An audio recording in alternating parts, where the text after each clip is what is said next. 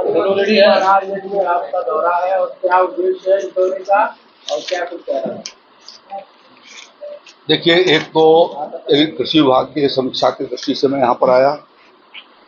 दूसरा, यहाँ से मीडिया में समाचार फर्टिलाइजर के संदर्भ में जा रहे थे।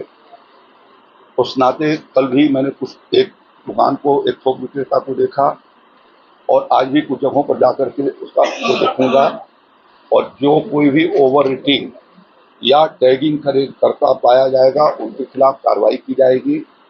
हमने यहाँ आकर के जो समीक्षा की है उसका विस्तार से अभी आपके सामने बताया कि यहाँ महाराजगंज में ऐसे कुछ लोग पाए गए जिन्होंने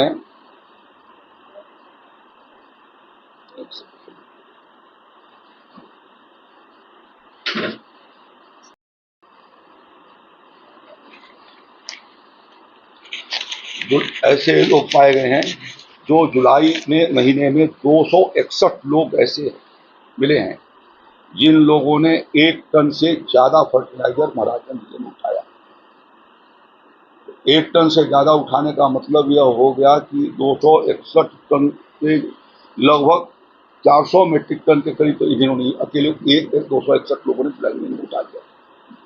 और इसमें से हमने टॉप 10 लोगों के नाम आपके सामने अभी बताए हैं कि उनकी पहचान की गई है। 261 लोगों की पहचान की गई है जो 1 टन से ज्यादा खाद उठाए।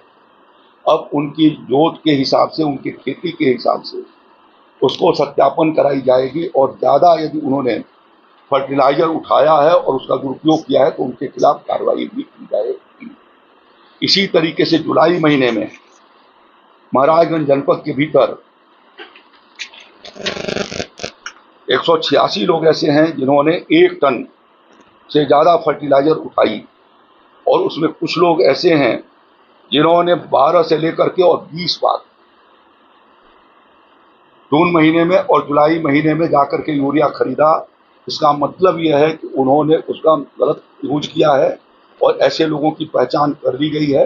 अब उनकी जो है वो जमीन के हिसाब से सत्यापन कराए जाएंगे और यदि उन्होंने फेक तरीके से उसको उठाया है तो उनके खिलाफ कानूनी कार्रवाई भी की जाएगी।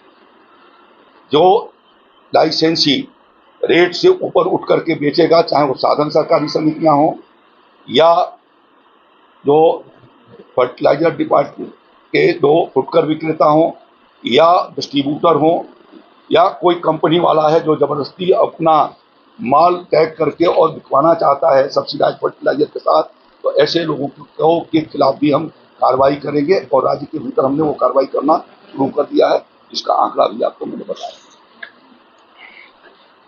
धन्यवाद।